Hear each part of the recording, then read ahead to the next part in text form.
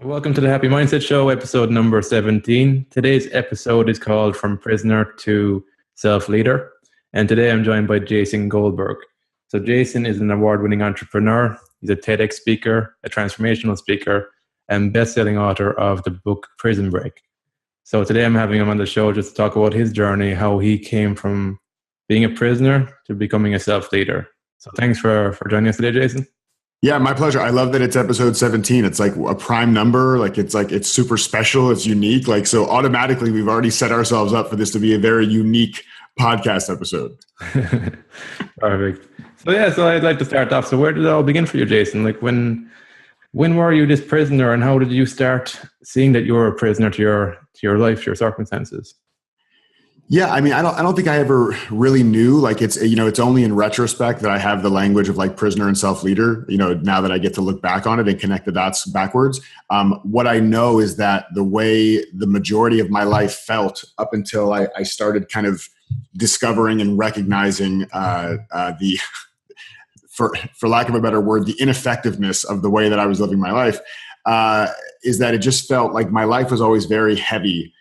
Physically and mentally. And I wasn't somebody who had this terrible down moment where I was homeless on the street and didn't know where my next meal was going to come from. I was doing really well. I mean, I got into IT very early on in my life. I was doing technology related things from a very young age, and got my first job in technology at 17 and did it for the better part of 15 years. So just continually improving my skills and just really immersing myself in technology. And I was a geek. I loved the way technology works. So it was fun for me and it was a challenge. And I just kept moving up and up and up in my career to the point where in my early to mid 20s, I landed as the director of engineering and operations for a technology company, for a technology consulting company. And I was making well over six figures and having a really good level of success in my business. I was well respected. I had a team that I was working with and that I was managing. And so all that stuff was working. And this is, probably so common for so many people because we are taught, strive for the outward successors and strive for the things that society says makes you successful and everything will just work out. And more we're seeing now, or maybe we always saw, but more and more we're admitting now that those things don't necessarily make us happy. Not to demonize those things. I love money and nice things and all that stuff, but that's not what made me happy. Because if that was going to make me happy, it would have happened. And I just wasn't. I was somebody who from a very young age was very overweight and was teased for being overweight and just never felt comfortable in my skin. And at the age of 15, I was, 250 pounds and got up to, in my late 20s in 2008, 2009, I had gotten up to 332 pounds, which is very large, which is dangerous. This is you're going to die of a heart attack before you're 40 or 45 kind of dangerous, really, really bad. And so no matter how successful I would get on the outside, I always carried around not just this physical weight, but as a result of the physical weight, or again, as a result of my misunderstanding about the physical weight, I also carried around all these other types of weight. So I had this mental weight and this emotional weight and all this stress and anxiety and fear and depression. And I had suicidal thoughts. I mean, there was just my life just felt very heavy and very serious. And it didn't matter how much I, joked around on the outside. I was always kind of a class clown, and that's still my thing now. I love comedy. I love levity. I love humor. But the problem that I had was that I would use that stuff genuinely because I loved it and because it helped me to connect to people. But I wasn't actually doing any of the work on myself to see why, when I wasn't doing this outward joyful thing, when I wasn't, getting my big fat paycheck and having a nice car and a nice house and all that stuff, why I just never felt fulfilled and just never felt happy. And so that became kind of my own desire. It wasn't really you'll hear a lot of people who say I wanted to find a way to, feel fulfilled and live on purpose and live my passion. And I love people that have that. That wasn't me. I just wanted to stop feeling like shit. That was it. I didn't have anything I was trying to get to. I just had something I was trying to get away from. And so that was when, there's a story in my book, Prison Break, the first chapter that kind of talks about kind of one of those pivotal moments of transformation. And we can go into that if you want. But for me, the big thing was seeing models in my life, because I didn't have this growing up, but seeing models in my life, like my ex-wife actually, who was just an amazing woman, and we were together for 12 years, and it was incredible. But to see her having gone through her own stuff as a kid and her own traumas and her own whatever, and she didn't react to the world the way I did. She didn't like lash out with anger at stuff, and she wasn't overly sad and depressed all the time. Like, so I started thinking, well, what is it that she knows that I don't know? And so I started diving into personal growth to find out, like, what is it that I don't know? I'm a smart guy. I figure out all this technology stuff. I know how to reverse engineer things that are complex. This should be no different. And so I went on that path trying to figure out what is it that I'm missing, and where is there an opportunity for me to do something to change something in my life so that I stop feeling like crap all the time. And that was my journey that started about 8 years ago. So like when you started off, were you still chasing something when in the personal growth thing? Like, did you find that the mindset transfers into personal growth, the mindset of solving problems in the IT world? What was your experience there? Yeah, no, I think totally. And actually, I think that the very first personal growth book I ever read was Think and Grow Rich, right? Because it was just one that everybody had been talking about. You have to read Think and Grow Rich by Napoleon Hill. It's the greatest book ever. And I read that book, and I remember reading that book and being so frustrated because it didn't make sense to me.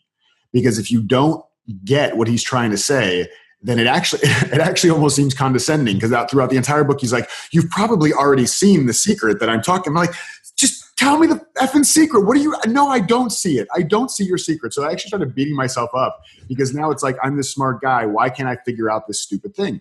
Now, of course, it's second nature. It's, your thoughts, your mind create your experience, create your reality, for better or for worse. And that's kind of loosely translated as to what he was saying. But if you don't know that yet, it doesn't register. So I read that book. It didn't do anything for me. And I kept kind of looking around. And then I stumbled across, some Stoic stuff, and I started stumbling across like different things. And then finally found my coach and my mentor, and somebody who's now become a creative partner of mine, is Steve Chandler.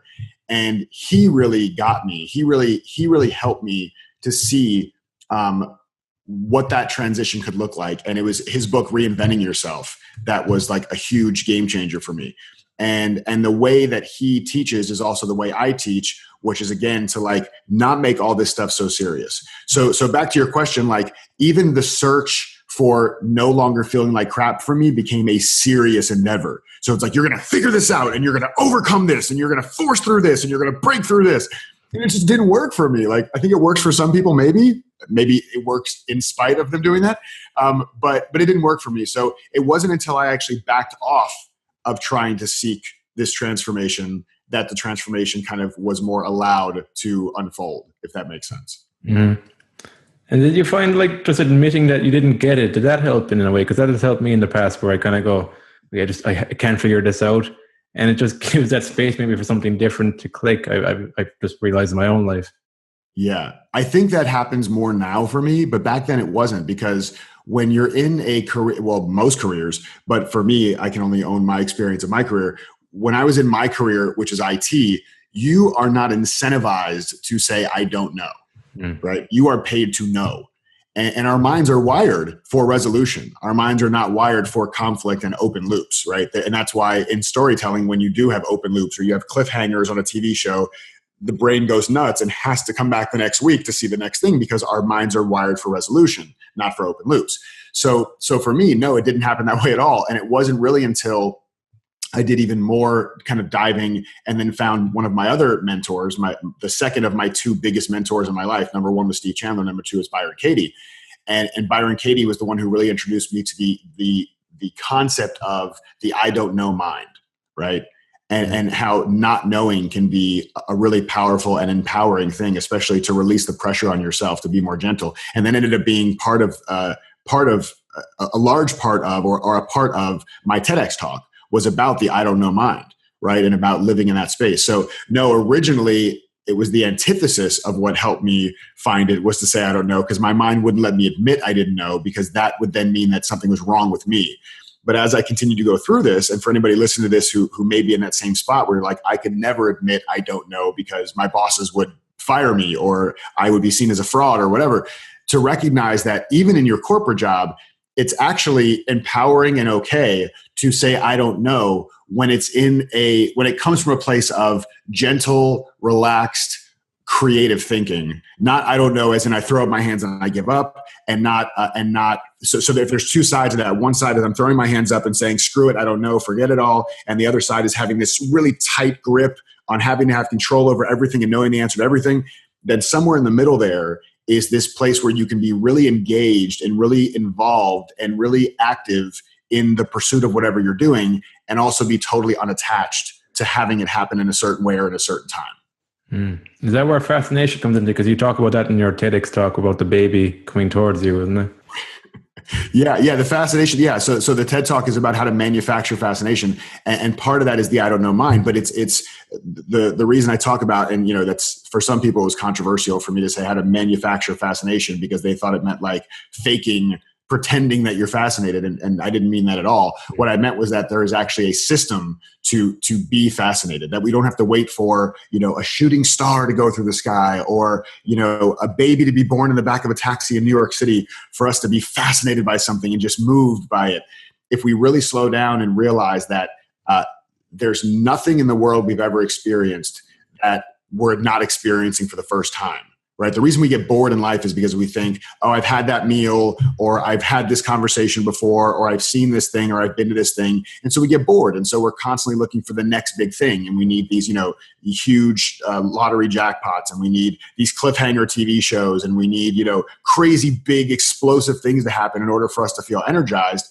And it's only because we have this misconception that we've already seen and done everything that's around us. And so the key to manufacturing fascination, what I talk about in the TED Talk and with the I don't know mind, is to slow down and see the absolute novelty and newness and miraculous nature and fascinating nature of everything we're experiencing, whether it is a conversation with somebody you've talked to a million times, a coffee you've had every day for a year and a half, a route you've taken to work every day for years. Like, any of those things can be fascinating if we slow down and recognize that we can never experience those moments the same way twice.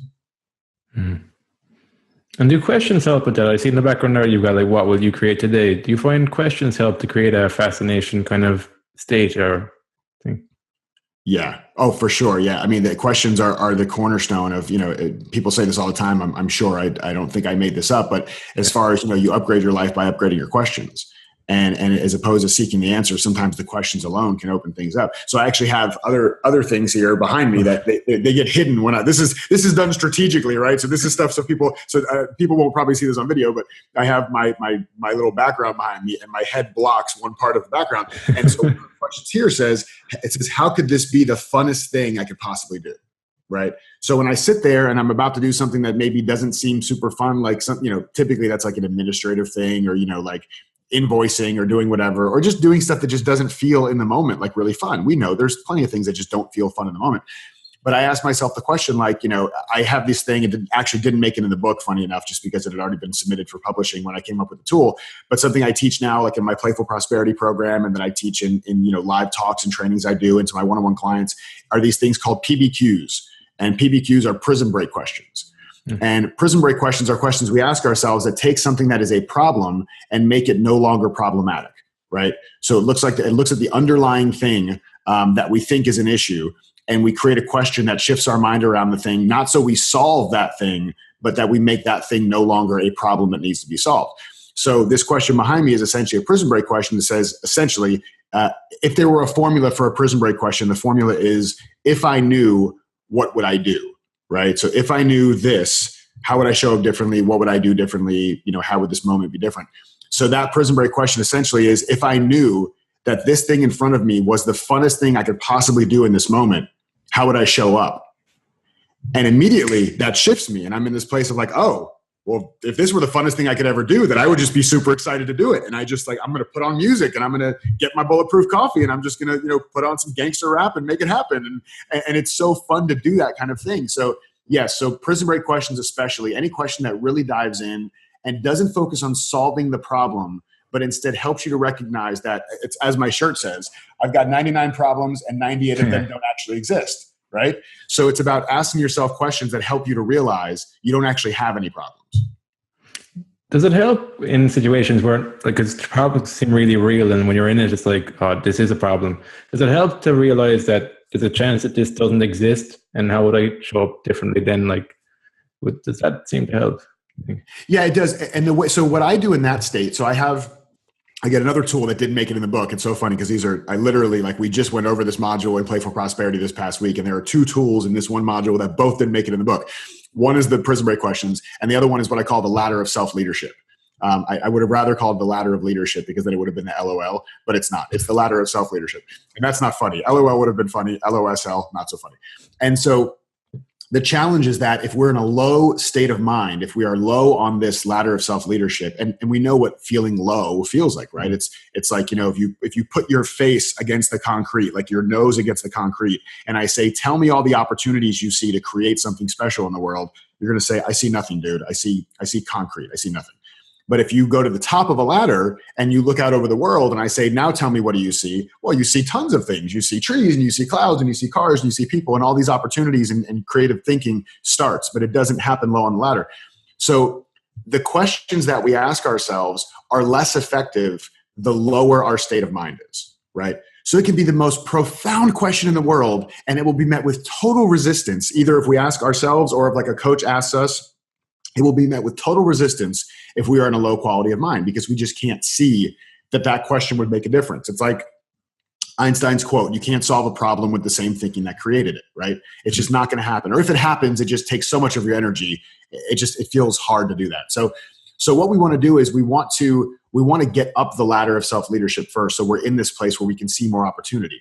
And so one of the questions I will ask that will tend to start loosening people up, because the way we go up the ladder is not, we don't actually climb the ladder. We don't, like force ourselves to climb the ladder and you can do it, just one more rung and you'll be at the top. It's like, no, our natural state is the top of the ladder. It's almost kind of more like a hot air balloon than a ladder sometimes. Like if, when we take the little weights off the side of a hot air balloon, it's designed to ascend, right? We hold ourselves down.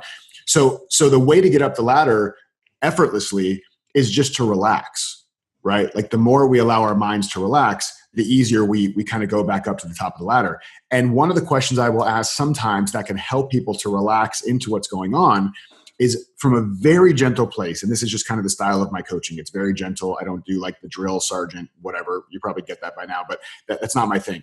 So one of the questions I'll ask sometimes that can be really powerful is there any chance in the world that you may be taking this thing a little bit too seriously? And I could be totally wrong. Maybe it's justified and this is the most serious thing in the world. I don't know. I'm stupid, right? I'm going to play dumb. But is there any chance you're taking this just a little bit too seriously?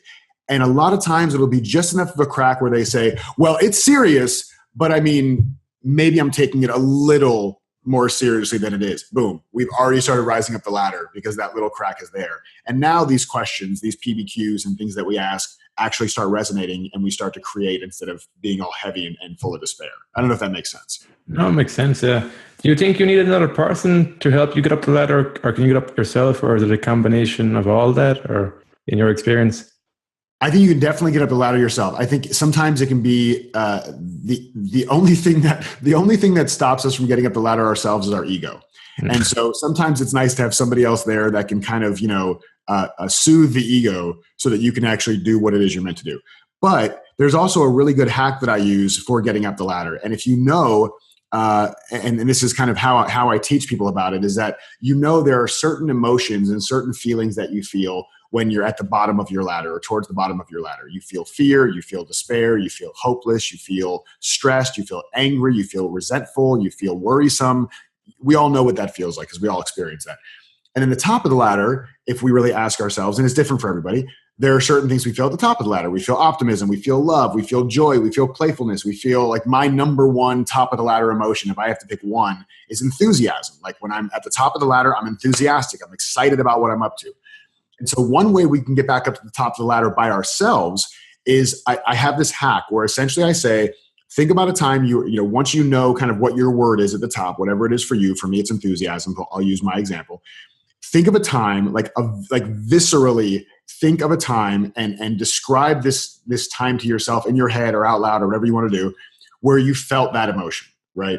where I felt this like extreme level of enthusiasm. And I close my eyes and I picture me like on stage and like people's head nodding as I'm like talking to them and like them smiling or laughing and them coming up to me after the talk and like wanting me to sign the book or wanting to hug me or whatever. Like I see all these images. And my goal in doing that is that I want to see if I can get to the top of the ladder for 15 seconds, right? Not forever, not even for the whole day, not for the next hour, not even for the next minute, for 15 seconds, knowing that at second 16, I can go back and be a total prisoner and I can go way back to the bottom of the ladder. No problem, no issue. I'll just ask people, for 15 seconds, can you anchor yourself into the feeling that you felt when you were at the top of the ladder? And inevitably, 99% of the time, once they get there for 15 seconds, they can stay there for a minute or 2 minutes or 5 minutes. And that is the crack where you can start asking yourself those questions to allow yourself to more effortlessly float up and stay up the ladder. So just really getting in touch with what it felt like to be up the ladder sometimes can be enough for you to open up and see that that's possible for you in any moment's notice.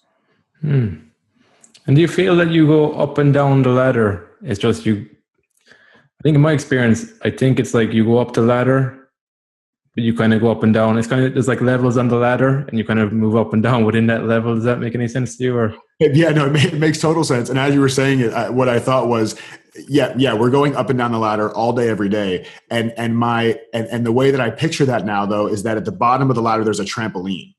So like we may be at the top of the ladder and something happens and we just like plummet down to the bottom of the ladder, but there's a trampoline there. So it doesn't take much for us to bounce right back up, right? We may kind of be down low for a second, but the natural state is that it's going to bounce us back up if we're open to that happening. So yeah, I think it's all day. And that's actually one of the great things about the visualization of the ladder is that it is kind of a check-in mechanism.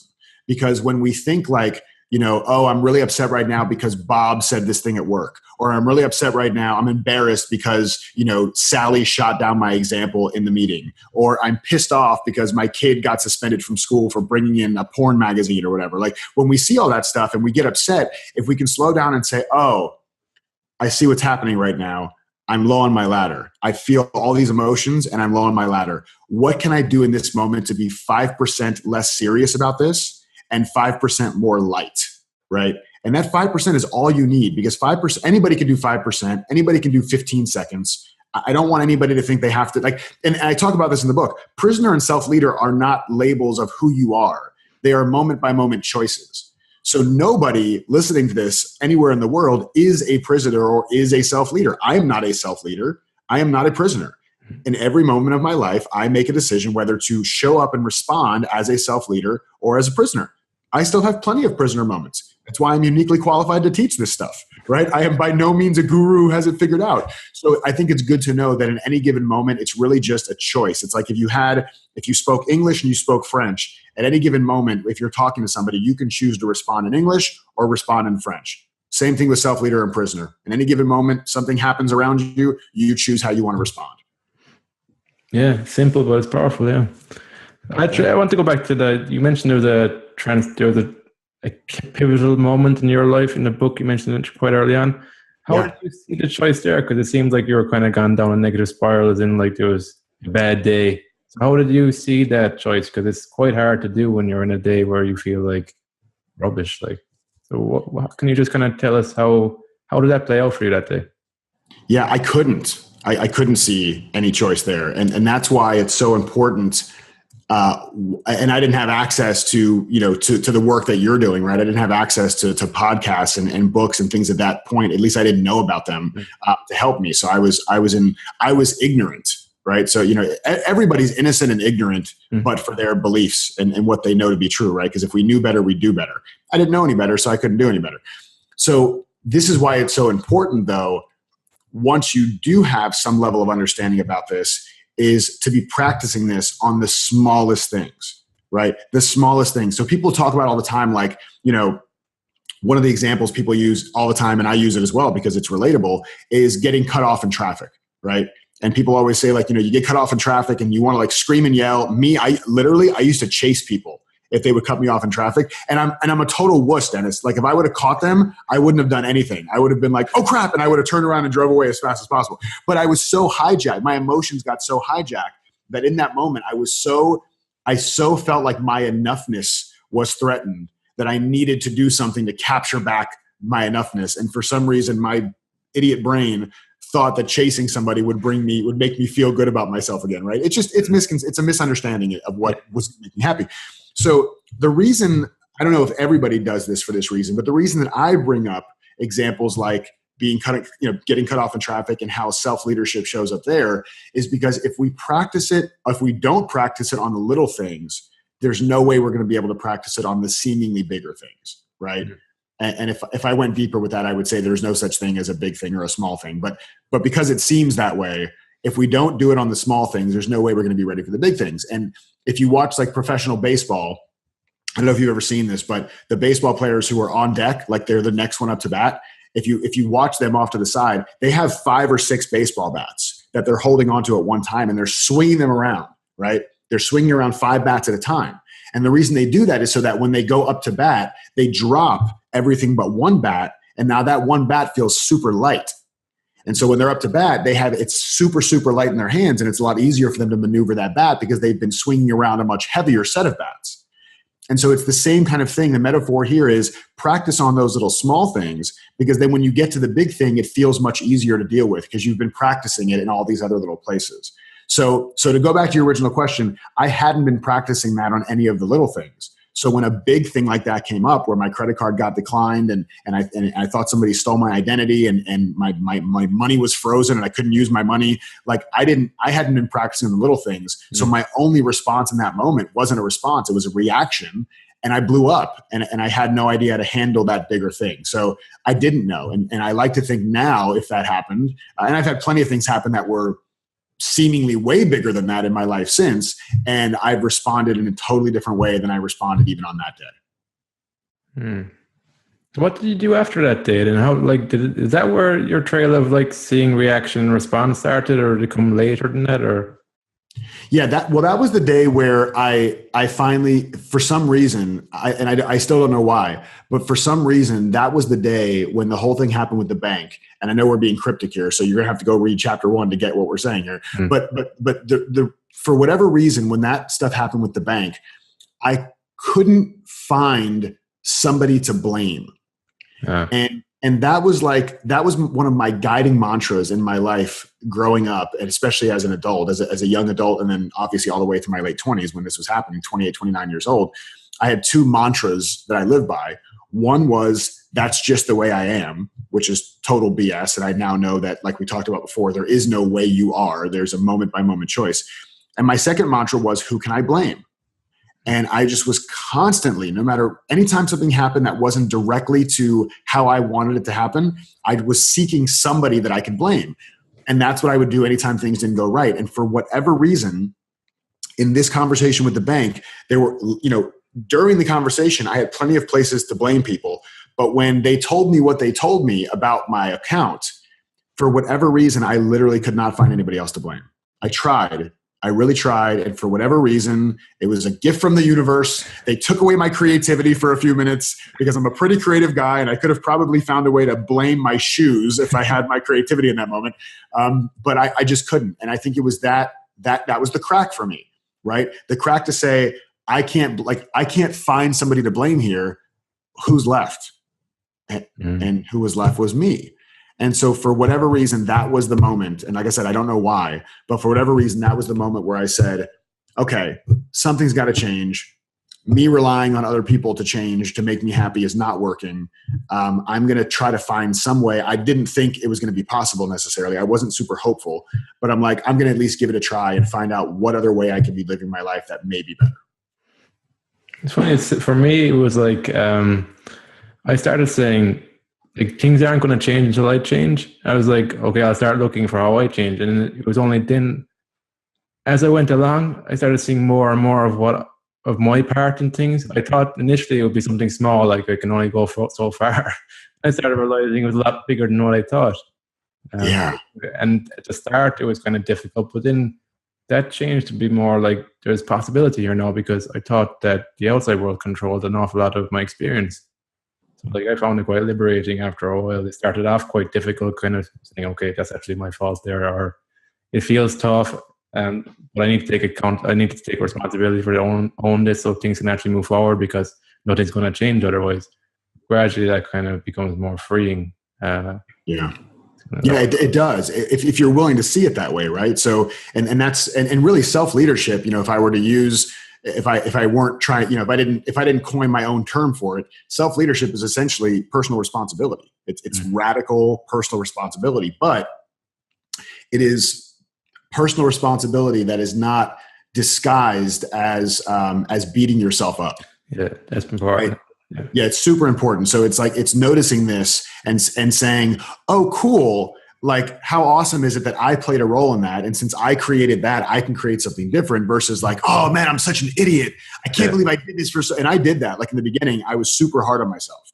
And I felt like, and I wrote a chapter about this in the book too, is I felt like now it was time. I needed to go to this like correctional facility. I needed to go to my own prison, right? To be rehabilitated. Like somebody finally teach me what an idiot I am so I can be better. It's like, no, it's like, it can really be empowering, just like you said, as long as we recognize that this awareness is to show us that for better or for worse, we have control over how we respond and how we create our circumstances. If we can only be happy that we have responsibility for the good things and then beat ourselves up when we have responsibility for the not so good things, it doesn't work, right? We have to really like be able to try to fall in love, or at least fall in like, with the fact that in any given moment, we are playing the biggest role in this movie of our lives. And it's either going to be a funny, romantic comedy, inspirational coming of age movie, or it's going to be a horror movie with just slashers and blood and guts everywhere. But we create that movie moment by moment. Yeah. No, that's really well articulated, actually. For me, I think it was that change because initially I thought responsibility was a heavy thing, and it did involve a lot of me beating myself up. I should know better, that kind of stuff.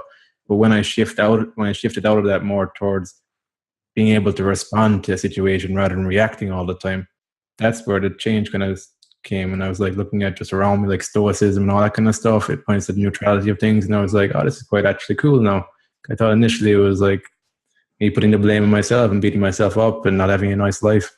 So yeah, it's freeing, isn't it? It's so freeing to not beat yourself up anymore and to see, I love what you said too about like the Stoics, like everything is neutral. And like, that is probably one of the biggest things that, and a lot of people say it in their own way. But having that neutrality, having that kind of equanimity, realizing that the way I talk about it is that it's like tofu. And I'll ask people when I do like live talks, I'll say, raise your hand if you hate tofu. And 90% of the room, hands go up. And I tell them, you're all full of shit, because tofu has no flavor, right? Tofu is completely neutral until you flavor it. Mm-hmm. So if you want grilled teriyaki tofu, you put teriyaki sauce on it and you grill it. You want fried barbecue tofu, you put barbecue sauce on it and you fry it. It has absolutely no flavor until we assign a flavor to it. So that's why we do things like getting cut off in traffic. Is that a good or a bad thing? Oh, it's a bad thing. Well, because you flavored it as a bad thing. It was tofu. It was you driving and somebody else driving, and that person changed their position of where they were driving to be closer to the position of where you were driving. That's the only factual part of the story. Everything else is the story that we make up on top of it. So I think it's fun to see. Like, that's why I'll always picture tofu when something happens. And I ask myself, like, another question I ask clients all the time when they say something bad is happening, I'll say to them, like, you say that like it's a bad thing. And they're like, I lost my job, or my kid did this, or my spouse did this, or my client did this, or somebody didn't sign up. I say, you say that like it's a bad thing. Like, what are you talking about? And we get into this kind of creative space that anything, quote, bad that happens is a call for us to step into some part of us that we've always been, but we don't recognize that we are.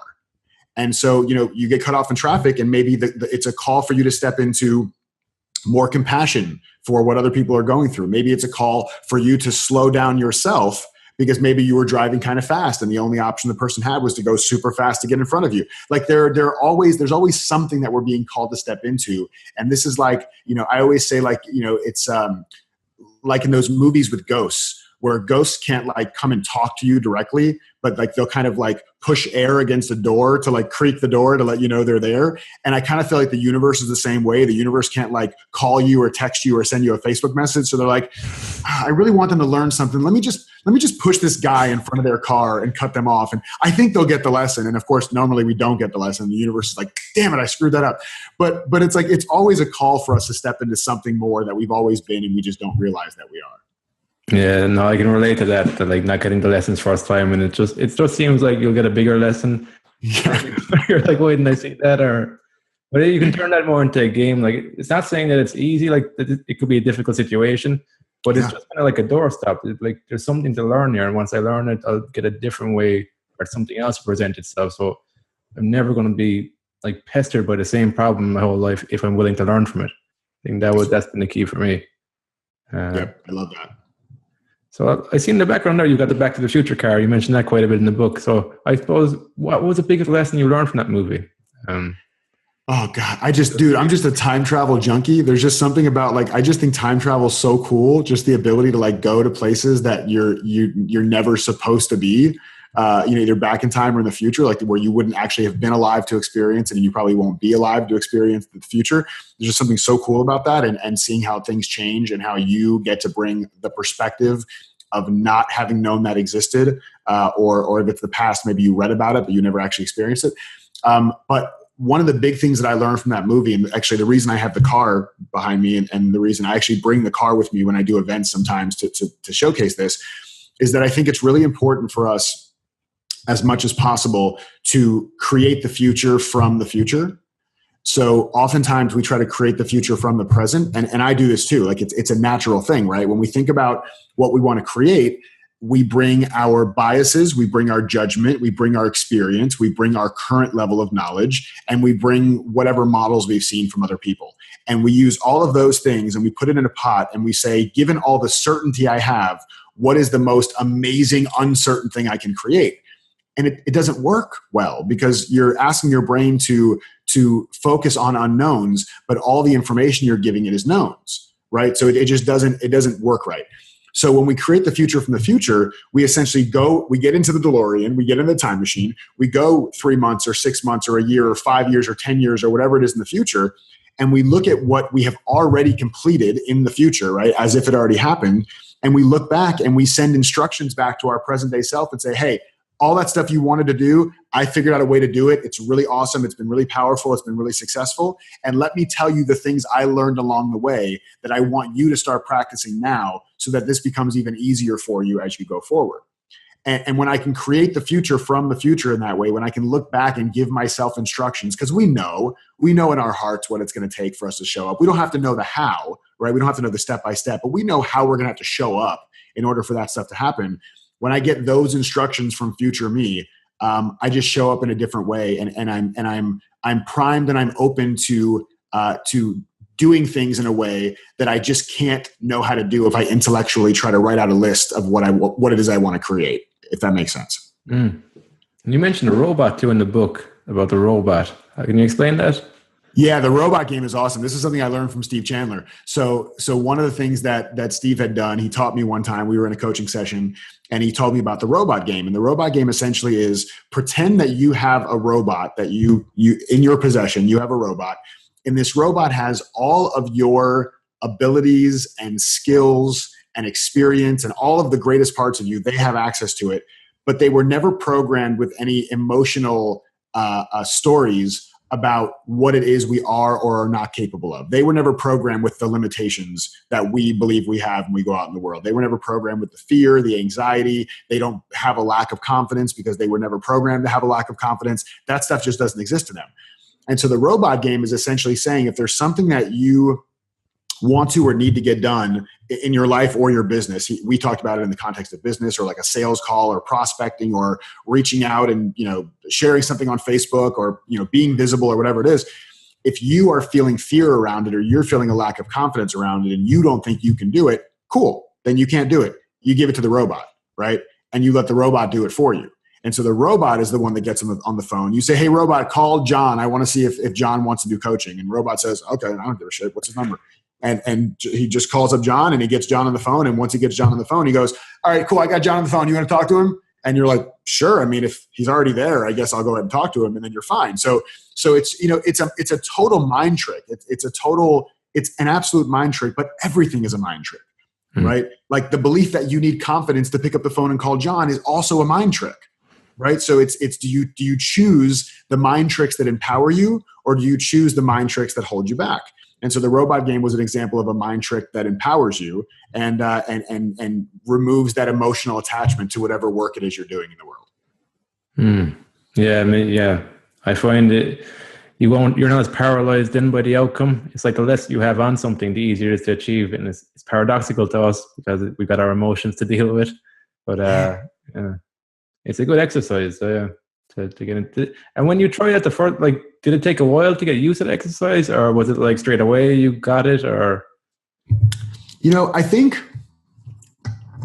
when I first heard it, it was such a shift for me, and it sounded so fun that I just dove right in. Like I love, playfulness is my thing. So like anytime I can gamify something, I'm in. So as soon as I heard that, I was like, oh man, this is cool. This is like playing adult dress up. It's like, and the way I look at this now, the way I actually do the robot game a little different now. I've kind of evolved it to be even more in alignment with me, is that I'm fascinated by actors, right? Like actors and actresses who really immerse themselves in roles. And what I love about, and I've never been on a Hollywood set, so I could be making this up, but what I imagine happens is, somebody like Julia Roberts or Matt Damon or some huge star, they wake up in the morning and, sometimes they don't feel great. Maybe they're a little tired. Maybe they have a headache. Maybe they had a fight with, their spouse or a best friend, or maybe they're stressed because they don't know if they're going to get this other movie role. But they go to the set and they show up and they say, Matt Damon walks up and says, today I will be playing the role of John Smith, a corporate attorney who is being investigated by the government for fraudulent practices. All that other crap doesn't matter anymore. It doesn't matter he had a fight with his significant other. It doesn't matter if he's stressed about a contract. None of that crap matters. He shows up, he clocks in, he assumes the role of somebody else, and he just goes to work. And so for me, I'll do that. Like maybe I'm tired, maybe like I don't want to do this thing or I don't want to do that thing, but there's stuff that needs to be done because people are counting on me to do it.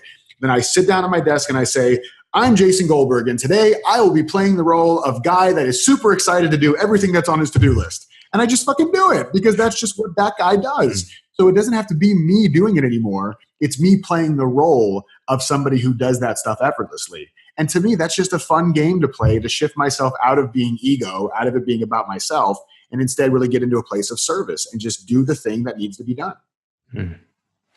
So what has been the most influential book on you? What's impacted you the most? Any books come to mind? Yeah, so I'd say that the two main books that really come to mind are Reinventing Yourself by Steve Chandler, for sure. Loving What Is by Byron Katie is also a big one for me. And I really like, there's a book by Richard Carlson and Joe Bailey, and it's called Slowing Down to the Speed of Life. And that's another, if I had to pick three, those would be my three: Reinventing Yourself, Steve Chandler; Loving What Is, Byron Katie; and Slowing Down to the Speed of Life, which is Richard Carlson and Joe Bailey. Cool. That sounds interesting. But what does slowing down mean to you? Because I know it's something that people kind of go, what the hell does that mean? Dude, I love that. I love that you asked that question. So, it's so funny. People always think it's funny when I talk about slowing down because I talk fast and I move around fast and I'm like always busy doing stuff. And I love that. And this is, there is something to be said for physically slowing down, right? So slowing down in the outer world, making sure you give yourself time, you get good rest, you meditate if that's a thing that you want to do. It's good to do that stuff. But when I talk about slowing down, I'm actually talking about slowing down on the inside, right? And so a lot of times I use the analogy of a snow globe, and you'll see behind me I have there's three snow globes up here. They were all gifts from people. And I have another one over here as well. I have snow globes everywhere. And because it feels like our lives often feel like snow globes that have been shaken up, right? And you shake up a snow globe and there's just the snow is flying everywhere. And if you're inside the snow globe, you can't see anything. Like it's just, you can't even see your hand in front of your face because it's just white everywhere. So slowing down to me is noticing when, as you mentioned earlier, the noise, right? That noticing the noise that's all around us and seeing all the snow that's all around us and not taking responsibility for needing to grab every piece of snow and put it on the ground because then I'll be happy and then I'll be calm. And to me, that would be the equivalent of, oh, I'm stressed out. I need to go take a day off, right? Like I need to physically take a day off. We don't need to do all that to become slowed down. I can notice that the easiest way to let a snow globe settle is just to put it down on the table and back away. And in 30 seconds, the snow all comes down. So for me, if I feel, and this just happened earlier this morning, I took 5 minutes to sit there and notice that my thoughts were very sped up and to allow those thoughts to slow down. It literally was 5 minutes of my day. And then I got right back to like high performance, getting stuff done. So to me, slowing down is recognizing when we're really caught up in our thinking and giving ourselves just a minute or two or three or four or five to let those thoughts settle.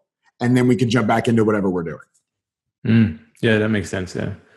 Cool. So if anybody wants to contact you, Jason, how would they go about doing that? Or have you any programs going at the moment? Because I know you had the Playful Prosperity course there for a while.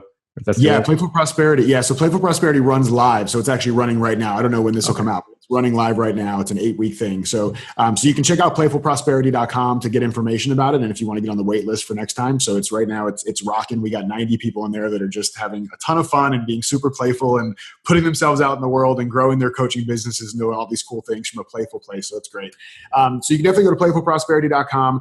And then I also wanted to give your listeners a free copy of Prison Break. So if you go to getprisonbreak.com/happy mindset, and I know Dennis will put the link in the show notes so you don't have to worry about writing that down.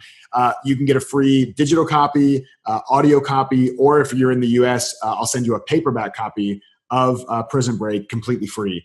So you can go there and get that. And I'm on Facebook as well. So definitely come find me on Facebook and let's continue the conversation. Perfect. So yeah, I'll put all those links in the notes. And thanks again for the copy of Prison Break as well for the listeners. That's greatly appreciated. My pleasure, man. Thank you. Cool. So thanks for talking to us today, Jason. It was great to chat to you and the humor that you bring to this topic and the insights you shared today. Thanks again. Yeah, man. You're welcome. Thanks for having me on. I appreciate it. Cool. So until next time, have fun and enjoy the process.